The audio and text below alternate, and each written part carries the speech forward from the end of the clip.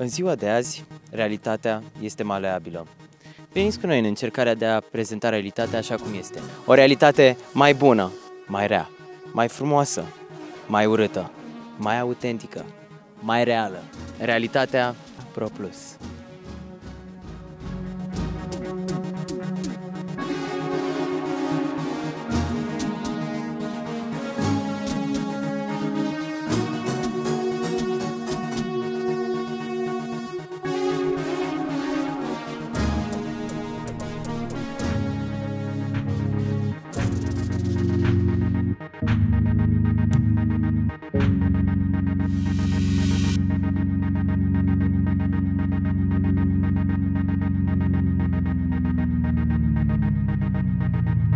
Realitatea Pro Plus.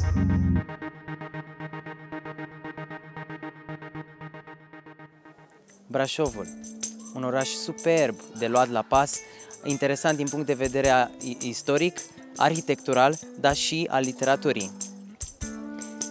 Dacă România ar fi o mare, am putea spune că Brașovul este cea mai importantă algă istorică și culturală din adâncurile în care trăim. Chiar mă bucur să mă aflu aici în Brașov, deși este exact a 11-a oară când vin aici, parcă le descoper cu alți ochi. Lumina caldă a soarelui ne-a invitat să vedem taina Brașovului. Dar acum, noi nu am venit pentru Brașov, am venit pentru un festival. Festivalul Nod. Ne aflăm la Festivalul Internațional de Scrieri în Arte, Festivalul Nod, iar aici ne aflăm la Biblioteca Județeană Brașov pentru unul dintre evenimentele din cadrul festivalului. Țin să menționez că festivalul este organizat de Liviana Tane, iar chiar eu, am putut să trimit unul dintre manuscrisele mele către acest festival și sunt tare mândru că poate chiar voi câștiga festivalul. Puteți să ne urmăriți în continuare cum mergem și aflăm ce se întâmplă la festivalul Nod.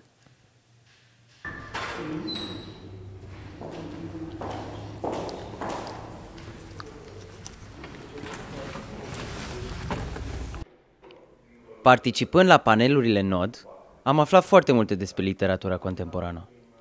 Asta mi-a dat și mie mai multă încredere în mine, ca și maestru în scriere, mai ales când vine vorba de manuscrisul meu.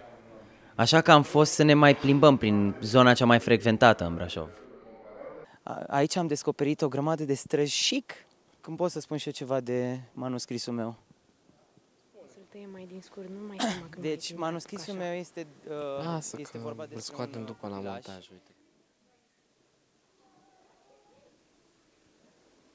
Strada Sforii, locul în care scriitorii, ca și mine, vin aici să-ți găsească firul narrativ.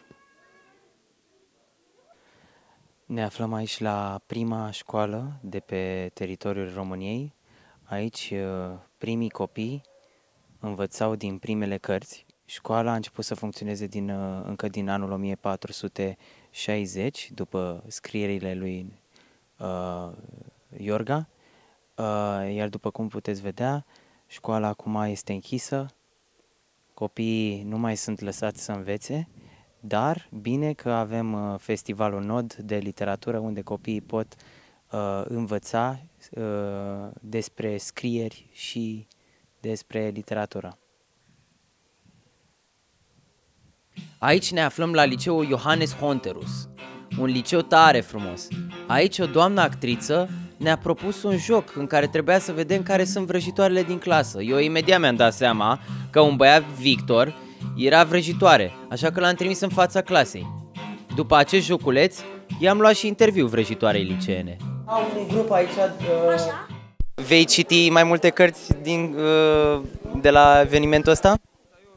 Mă ocup cu acest lucru, eu citesc destul de... Te ocupi cu asta? Da? Dar acum am auzit autori noi, sugestii noi pe care le pot încerca. Și te ocupi și cu scris? Nu, cu scris nu. Cu scris nu te ocupi. O să vrei să te ocupi și cu scris sau... Da, este o idee, este o pasiune, numai că... Îmi cer scuze. Nu știu dacă este chiar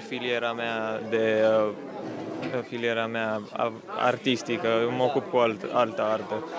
Am înțeles, da. Mulțumesc foarte mult. Mersi și încă o dată îmi cer scuze că te-am făcut vrăjitoare.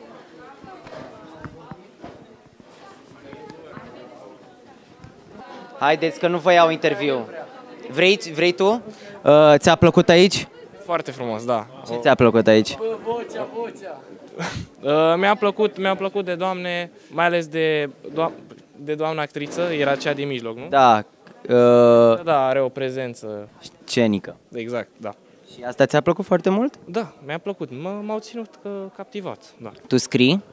Și scriu și joc, da. Scrii și joci. Aici, la Brașov? Da, am scris 2 piese de teatru, acum scriu pe a 3-a cu un coleg de-al meu.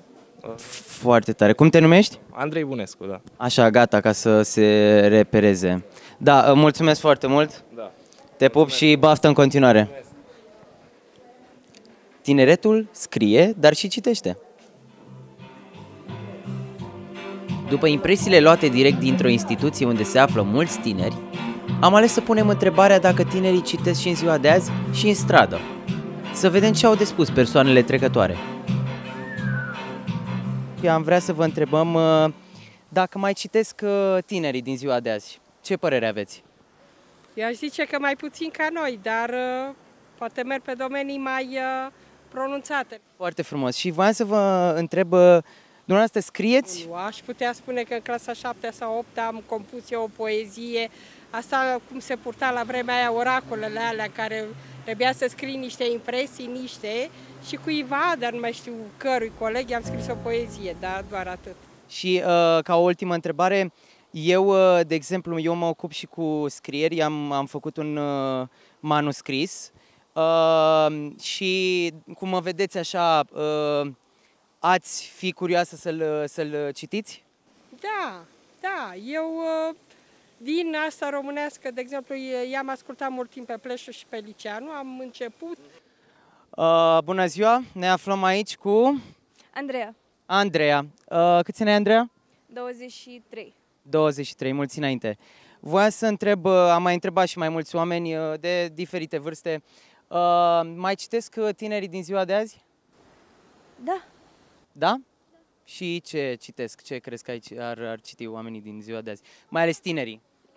Nu știu să vorbesc în numele tuturor tinerilor, pot să vorbesc pentru mine. Eu sunt studentă la actorie, deci clar citesc foarte multă dramaturgie, foarte multă literatură străină, în general. Shakespeare, Molière, Cehov, Goldoni. Brecht. Da. Altă întrebare. Ție îți place să scrii sau ai avut tentative în a scrie, poate ceva dramaturgic sau poezii, povești? Scriu de obicei în jurnal și îmi scriu cumva ce simt, trăirile mele, experiențele mele și atunci când scriu în jurnal sunt cumva foarte critică cu mine și atunci nu am avut curajul să scriu cu adevărat ceva și să arăt cuiva și să primesc un feedback neapărat.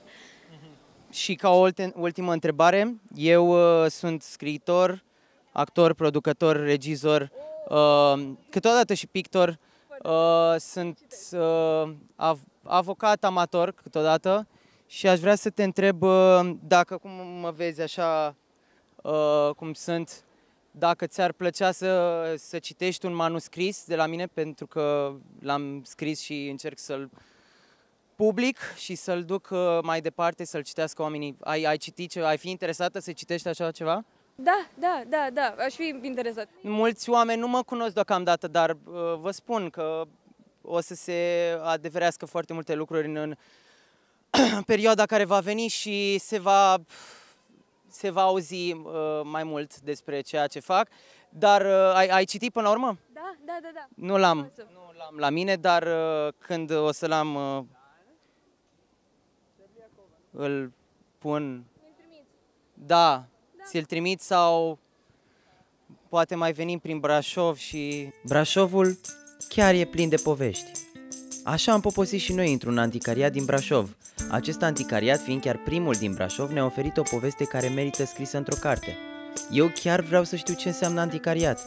Oare dacă analfabetismul este o carie, anticariatul ne scapă de belele?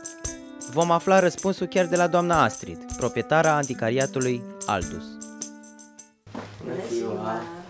Mă numesc Vască Vlad. Astrid Hermel. Încântat de cunoștință. Voiam să vă întrebăm dacă se poate să ne faceți un tur. Cu multă plăcere. Perfect, mulțumim. După dumneavoastră, eu merg oriunde mă duceți. Bineînțeles, cea mai veche carte din anticariat este un Rabelais în limba franceză din 1659. Wow. Ce tip de oameni vă calcă în anticariat? 90% tineret. 90% tineret? Da. Și seniorii? Seniorii mai puțin, cu toate că la noi cărțile sunt foarte ieftine. De la 2 lei în sus, poate mai am și cu 1,50 lei cărți. Ia auziți, deci să veniți. Da. Deci dezbaterea aceasta cu dacă tinerii citesc sau nu citesc nu este tocmai relevant acum, pentru că dacă ați spus că 90% dintre clienți sunt tineri, înseamnă că tinerii... Așa este. Da. Nu se poate generaliza acest lucru. Eu sunt foarte fericită că vin tineri, pentru că anii când am început să lucrez eu eram tânără și erau foarte diversi clienții atunci, amestecat. Dar acum și tineretul a recunoscut că este mai sănătos stând comod cu o carte în mână, oriunde în natură sau afară sau așa, decât să stai în fața ecranului. Exact. Am și mici tablouri de la diferite persoane, magneți. Da. Ce înseamnă de fapt un anticariat? Anticariat este de carte și antichități este de obiecte vechi. Anticariatul are menirea să adune cărțile pentru a da mai departe pentru cei care n-au ocazia să găsească la librării sau epuizat și așa mai departe. Deci sunt multe motive. Obiectul meu preferat este acest portret care am primit-o cadou de ziua femeii acum 5 ani de la o studentă care mi-a fost clientă. Ce îmi puteți recomanda mie? Da. Opa. Nu e nicio problemă. Am aici arta și astea sunt probabil picturi murale aici. Asta este atunci cadou dacă vă place pictura murală. Îmi place, dar nu pot să... Trebuie... Că sunteți așa frumușel. Mulțumesc! Mulțumesc mult de tot! Da! Cu plăcere! Mă mulțumesc mult de tot! M-ați luat prin surprindere, mulțumesc! Da! Chiar o să citesc. Da. Vă mulțumim foarte mult pentru tot și pentru tur și pentru interviu și să sperăm că ne vom revedea cât de curând.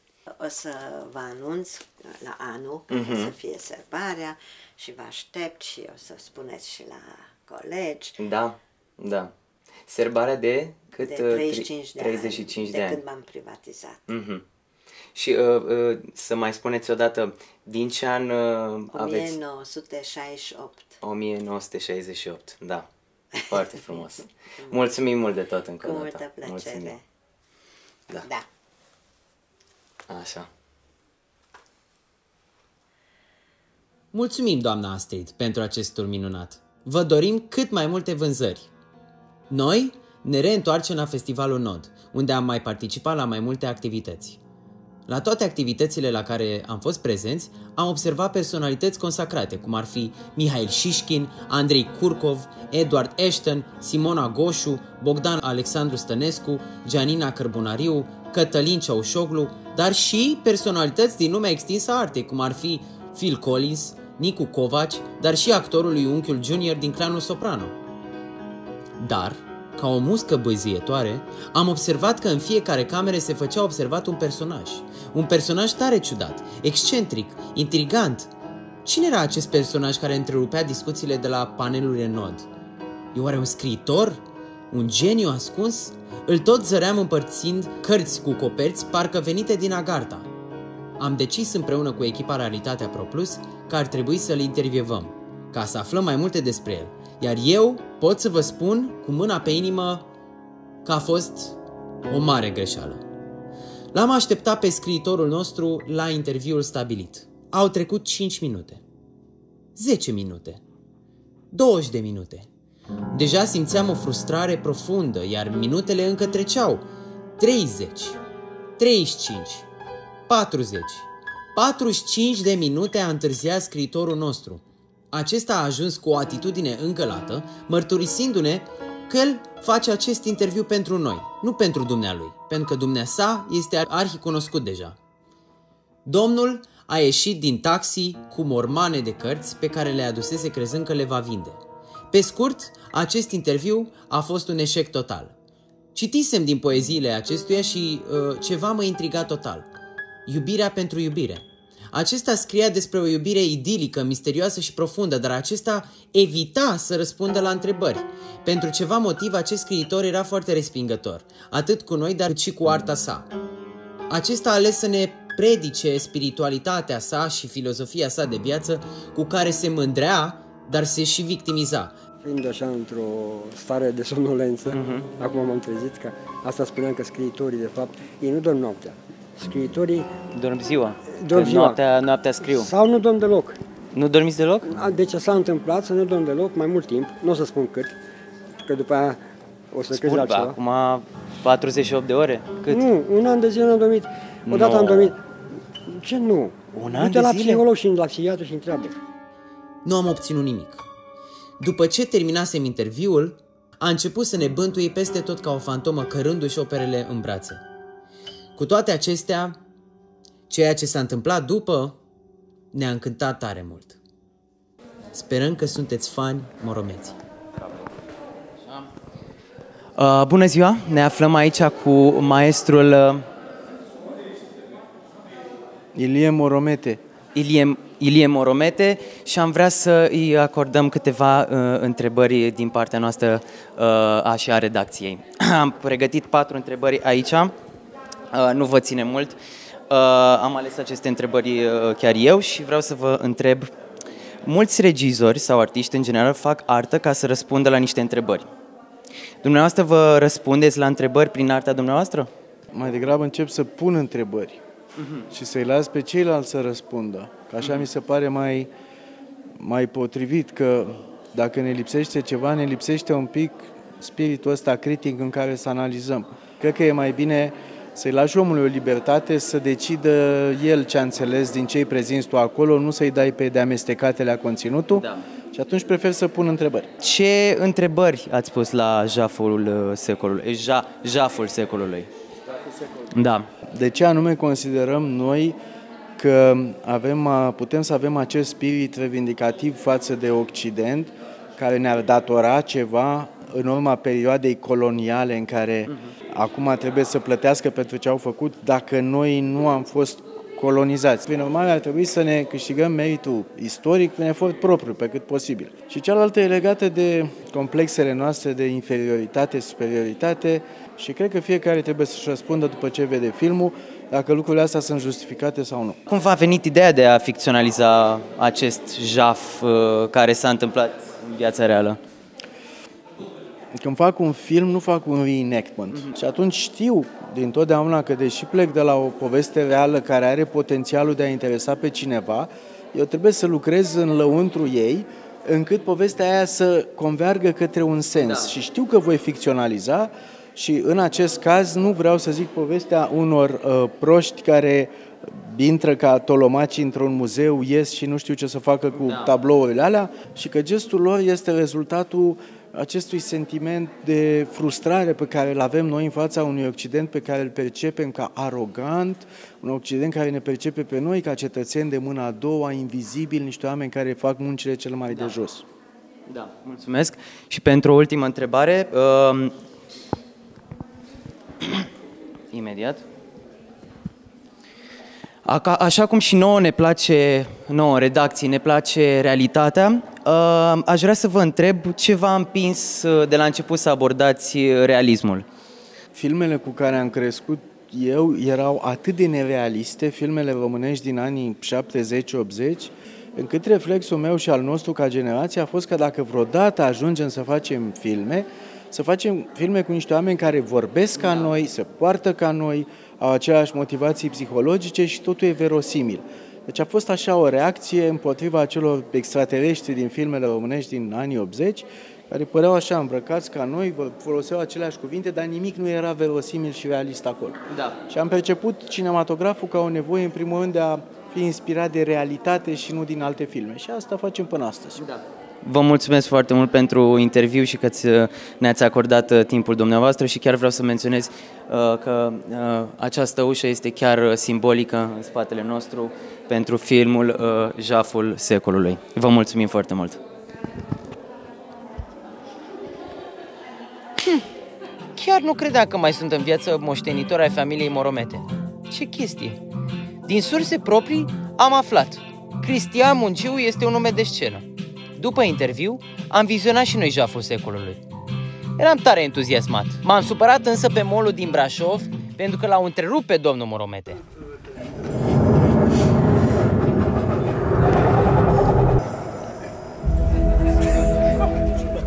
După film, am mai prins un interviu. Vom afla aici mai multe despre Festivalul Nod, dar și despre manuscrisul meu. Bună seara! Ne aflăm aici cu Liviana Tane, organizatoarea Festivalului Nod, și aș vrea să-ți adresez câteva întrebări despre festival. Ce înseamnă Festivalul Nod? Înseamnă o serie de evenimente foarte serioase la care vin mulți oameni neserioși, ca să nu ade prietenii. Și de ce vin oamenii neserioși la festivalul foarte serios? Păi dacă știam că mă chem la o emisiune de filozofie, citeam și eu niște Schopenhauer ceva înainte. E greu, nu poți să fii deștept toată viața și câteodată trebuie să-ți mai dai peste și prostești. Bine, nu să te prostești, dar să te simți bine. De asta am făcut Festivalul Nod. Am făcut Festivalul Nod ca să ieșim din tonul ăsta extrem de elitist așa și academic și să demonstrăm că cititul de cărți și văzutul de filme și mersul la teatru e pentru toată lumea și nu e doar în bibliografia de la BAC. Ne nodăm sau ne deznodăm cu acest festival? Și care este deznodământul? Ne nodăm prietenii, ne deznodăm mințile, ne deznodăm de prejudecăți și deznodământul este că trebuie să mergem toți la Jaful secolului pentru că este cel mai mișto film al anului și Cristi Mungiu e un tip minunat care merită să-l pline. Credeți că ne vom înnoda și la anul? Sper să ne înnodăm destul și la anul și să mai facem și anul viitor și anul celălalt și anul celălalt. M-am înnodat foarte tare la nod și sper că ne vom înnoda în toți anii care vor trece peste noi. Asta sper. Eu, în urmă cu o lună, am trimis și eu manuscrisul meu. Voiam să vă întreb dacă l-ați primit. Sunt sigură că l-am primit. Care era manuscrisul tău? Am avut un manuscris, eu l-am scris de mână, l-am trimis prin poștă. Nu știu dacă... Eu n-am fost chemat la... Cel mai bun. Păi nu, nici nu trebuia să fii chemat, pentru că l-am trimis la toate editurile și acum mai lăsăm să bată pe el. Da. Serios? Da, mă întorc eu cu vești la tine. Să nu ții respirație. Asta e adevărat? Adică chiar l-ați primit? Adică nu... L-am primit. Și l-ați desfăcut și l-ați... Deznodat. Ce frumos! Sunt atât de recunoscător. Mulțumesc Festivalul Nod pentru că mi-a dat o nouă șansă să devin scriitor și să devin... Ce să devin scriitor? Să redevin scriitor pentru că...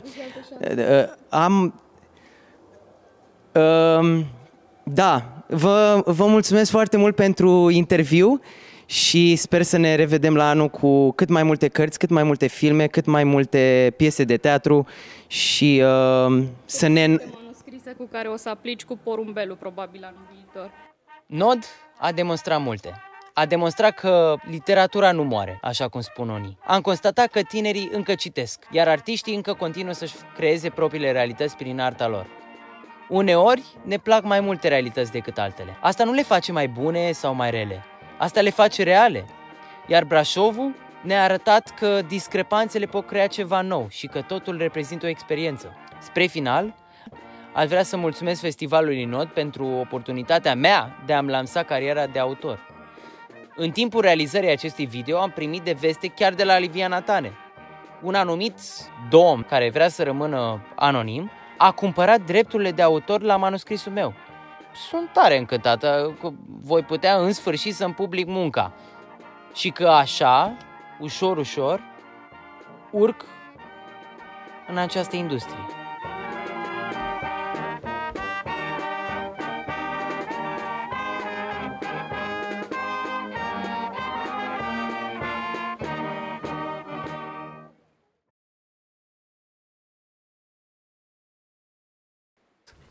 Ce frumos, realitatea ProPlus, să ții minte. ProPlus, da.